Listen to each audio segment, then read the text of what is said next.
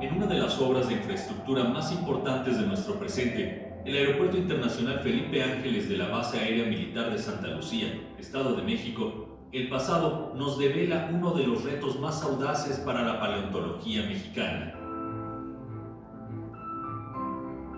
El hallazgo más cuantioso de animales prehistóricos en América Latina.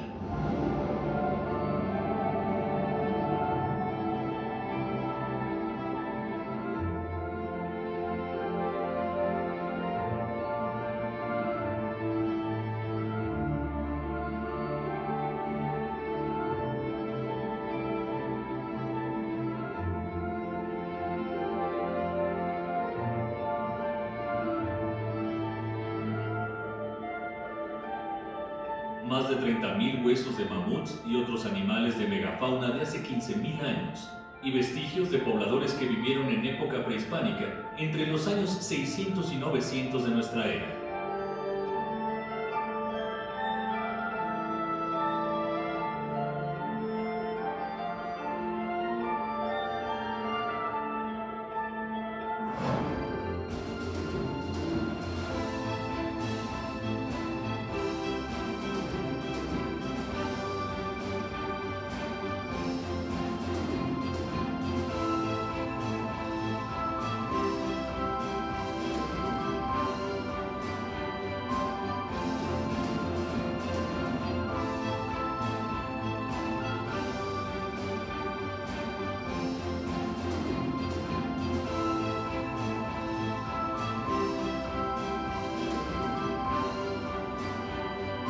Un yacimiento recuperado que abre la puerta al futuro de la investigación.